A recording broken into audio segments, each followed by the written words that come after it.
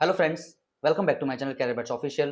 दोस्तों, आज का हमारा वीडियो है रिज्यूम कैसे बनाएं और एक ऐसा रिज्यूम जो आपके इंटरव्यू में सिलेक्शन का कारण बने और काफ़ी हैवी तरीके से आपके इंटरव्यूअर आपके एचआर के ऊपर इम्पैक्ट करें। तो आइए स्टार्ट करते हैं और देखते हैं कि हम इंटरव्यू का रिज्यूम कैसे प्रिपेयर करें। तो दोस्तों, स्क्रीन पे आप देख रहे हो, ये मेरा खुद का रिज्यूम है जिसे मैंने अपलोड कर प्रिपेयर किया था खुद से और अपलोड किया। और जेनपेक्ट में मुझे जॉब दिलाने वाला यही रिज्यूम है। खैर, ये रिज्यूम तो एक प्रेजेंटेशन है मेरी क्वालिटी का, मेरे एजुकेशन का, मेरे नॉलेज का। दिलाएँगे तो आप खुद से, बट रिज्यूम किस तरीके से आप प्रिपेयर करो ताकि वो इंटरव्यूअर के ऊपर एक छाप छोड़े, हम वो देखते हैं। आइए देखते हैं। सबसे पहले दोस्तों, हमने ऊपर हेडिंग डाल दी सर्कुलर वेटिंग, सीवी, ठीक है? सर्कुलर वेटिंग हमने डाल दिया, फिर मेरा नाम दोस्तों है गुलशन कुमार गुप्ता। मैंने वो डाल दिया, मैं वाराणसी से बिलॉन्ग करता हूँ। आप जहाँ से हो अपना नाम डाल सकते हो। आप जिस भी एरिया से बिलॉन्ग करते हो वो कर दीजिए। वाराणसी पिन 22101 अपना पिन देख लीजिएगा। मोबाइल नंबर, क्योंकि इसी मोबाइल नंबर के थ्रू एचआर आपसे कांटेक्ट करेंगे तो ये जरूरी है। ईमेल एड्रेस मस्ट इंपॉर्टेंट है और वही ईमेल एड्रेस डालिएगा। आपके जिसका क्या होता है, कुछ लोगों के पास 2 4 5 ईमेल आईडी होते हैं। एक ईमेल आईडी आप पर्सनल रखिए जिसको आप हमेशा देखते रहिए, क्योंकि एचआर जो भी इंटरेक्शन होगा, जो भी कुछ होगा, आपका ऑफर लेटर, आपको एवरी नॉलेज जो यूजफुल इन्फॉर्मेशन होंगे वो ईमेल एड्रेस के थ्रू ही मिलेंगे। तो ईमेल एड्रेस को अपडेट रखिए और एग्जैक्ट एक्यूरेट ईमेल एड्रेस को ही एंटर करिए, ठीक है? कैरियर ऑब्जेक्टिव, आपका उद्देश्य क्या है अपने कैरियर को लेके, आप वो डाल सकते हो। जैसे मैंने एंटर किया है, to constantly strict strive towards perfection in my field through complete dedication honestly and smart work to be a valuable asset for the organization I work for prosperity with total dedication and education. तो इसका मतलब ये है कि मैं बहुत जिम्मेदारी से काम करूंगा और जहां जाऊंगा वहां अपना छाप छोड़ूंगा। बहुत ईमानदारी से और बहुत समझदारी से काम करना पसंद करूँगा। अब आप देख लीजिए आप अपने बारे में क्या लिख सकते हो, ठीक है?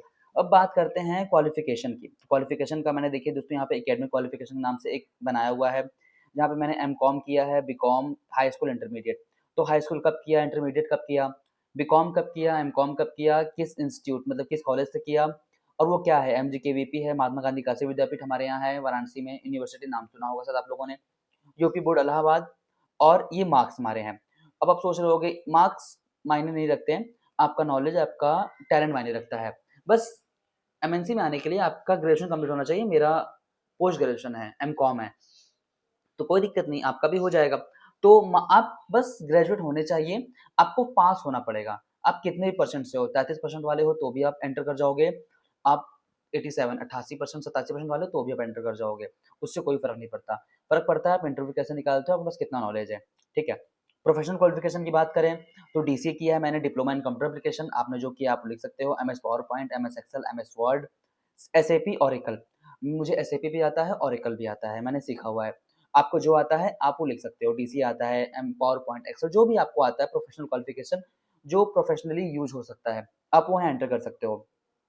प्रोफेशनल एक्सपीरियंस, सबसे पहले 4 year 1 month experience in Varanasi company as a senior accountant. मैंने जिस कंपनी में काम किया स्टार्ट किया वहाँ पे मैंने 4 साल 1 महीने काम किए और पहले मैं जूनियर अकाउंटेंट था, देन अकाउंटेंट, सीनियर अकाउंटेंट। तो 4 साल का मेरा ये सफर रहा। आफ्टर देन मैंने जनपेक में ट्राई किया, वहाँ पे मैंने वन 1 ईयर 5 मंथ्स मतलब लगभग 1.5 साल as a management trainee team leader काम किया और अभी 2 साल से मैं ईएक्सएल में असिस्टेंट मैनेजर हूँ। तो ये हुआ मेरा रिज्यूम, मेरा प्रोफेशनल एक्सपीरियंस, ठीक है? अब की रिस्पॉन्सिबिलिटी में मैंने क्या लिखा हुआ था देखिए, ये जनपेक का रिज्यूम है ना? I prepare and update the bank reconciliation on regular basis. I work on the open item of bank reconciliation and coordinate with the cross functional team. Experience of prepaid entries as I pass prepaid entries at month end and transfer the expense from BN balance and stop profit and loss account expense side. I have good knowledge of accruals and I also prepare the accrual data at month end and track the record in a month end. Experience of analyzing of ledger as I also reconcile the various ledger of profit and loss and balance sheet. I also prepare various MIS report, FB50, F2, FBL3N, FS10N, FBR2, ये सारे की हैं SAP में। Oracle में आपको कोई की नहीं चाहिए होता है, Oracle बहुत ईजी होता है। SAP में स्टार्टिंग में आपको थोड़ा टफ लग सकता है बट ये भी टफ नहीं है। इसमें कुछ की होते हैं जो आप पहले एंटर करोगे। जैसे आपको अकाउंट्स बैलेंस डिस्प्ले देखना है, ठीक है? तो आप जाओगे FS10N करोगे, एंटर करोगे तो वहाँ पे अकाउंट बैलेंस डिस्प्ले का फॉर्मेट आ जाएगा। फिर वहाँ आप जीएल अकाउंट अपने मंथ डाल सकते हो तो आपको डिटेल आपके सामने आ जाएगा, ठीक है? ऑटो सम इफ का फॉर्मूला अभी एक्सेल का फॉर्मूला है। Sorting, V lookup, H lookup, V lookup, array, pivot, माइक्रोज, ये सब मैंने मेंशन किया है। Working knowledge SAP and Oracle both. Personal skill, having a good communication skill and contribute my best efforts to ensure the achievement of team objective, high energy, ये सारे skills strength वो हैं जो मैंने मेंशन किए हुए हैं, ठीक है। अब यहाँ फादर्स नेम लिख सकते हो, आप मेल फीमेल हो वो कर सकते हो, marital status married unmarried, nationality Indian, language में हिंदी इंग्लिश जानता हूँ, डेट ऑफ बर्थ आपका जो भी हो, declaration I hereby declare that all the information provided above is true and authenticate according to my best knowledge and belief, मतलब मैं जो भी नॉलेज दे रहा हूँ, जो भी इन्फॉर्मेशन दे रहा हूँ बिल्कुल सही है और इसमें कुछ गलत नहीं है। डेट, जिस डेट पे आप ये रिज्यूम सबमिट कर रहे हो, प्लेस वाराणसी, योर फेथफुली, आपका जो भी नाम, मेरा नाम गुलशन था, मैंने एंटर कर दिया। तो देखा आपने, मैंने बहुत ज़्यादा तामझाम, बहुत ज़्यादा शो में नहीं बनाया रिज्यूम, बहुत ही सिंपल बनाया, बट ये रिज्यूम जेनपेक्ट में सेलेक्ट हुआ है। ये रिज्यूम आपने देख लिया, आप सेम फॉर्मेट बना सकते हो, अपना नाम चेंज कर लीजिए, अपना डेटा चेंज कर लीजिए, बाकी एज इट इज़ रखिए, कोई दिक्कत नहीं है। देखिए आप बहुत तामझाम, बहुत 4-5 पेज, 6 पेज का ही बनाओगे ना, आप सोचते हो एचआर के पास इतना समय नहीं है कि वो आपका 4 पेज का रिज्यूम देखें। उन्हें मेन डाटा चाहिए कि आप कितने नॉलेजेबल हो, आपके पास कितना नॉलेज है, कितना एक्सपीरियंस है। मैं इसे 1 पेज में बना सकता था, लेकिन मुझे थोड़ा-सा डेटा मॉडिफाई, थोड़ा स्टाइलिश वे में देना था और मैं चाह रहा था कि कम से कम में हो जाए। मैं 1 पेज में ट्राई कर रहा था बट हुआ नहीं, इसलिए मैंने 2 पेज में बनाया है, थोड़ा-सा फ़ॉन्ट साइज़ बड़ा कर दिया है, ताकि एचआर को ये समझ में आए कि मेरा करियर ऑब्जेक्टिव क्या है, मेरा नाम क्या है, मेरा एड्रेस क्या है, अगर वो मुझे कॉन्टैक्ट करना चाहे तो। मेरे एकेडमिक क्वालिफ़िकेशंस क्या हैं, प्रोफ़ेशनल क्वालिफ़िकेशन क्या है, प्रोफ़ेशनल एक्सपीरियंस क्या है, इसमें कोई आपको डेटा खराब नहीं लगेगा। मेरी रिस्पॉन्सिबिलिटी क्या है, जहाँ मैं काम कर रहा हूँ, मेरे पर्सनल स्किल्स और स्ट्रेंथ क्या है, मेरा पर्सनल डिटेल। तो देखिए मैंने शॉर्ट में 2 पेज में किस तरीके से एक वैल्यूएबल और एक स्ट्रॉन्ग रिज्यूम बना दिया, जिसमें एचआर ने मेरा रिज्यूम शॉर्टलिस्ट किया, मुझे कॉल किया, मेरा इंटरव्यू हुआ, मैं सेलेक्ट हुआ और जेनपेक्ट के बदौलत, जेनपेक्ट के बिहाफ़ पे मैं फिर ईएक्सएल में भी गया, क्योंकि एमएनसी में अगर काम कर चुके होते हो आप, तो आपसे कोई उतना क्वेश्चन नहीं पूछता है। फिर एमएनसी टू एमएनसी का जो आपका सफ़र है बहुत आसान हो जाता है दोस्तों। तो आपने देखा किस तरीके से मैंने रिज्यूम बनाया, रिज्यूम का फॉर्मेट आपको दिखाया और सेम इसी तरीके से, सेम इसी फॉर्मेट पे आप रिज्यूम बना सकते हो और इसे शेयर कर सकते हो अपने एचआर को।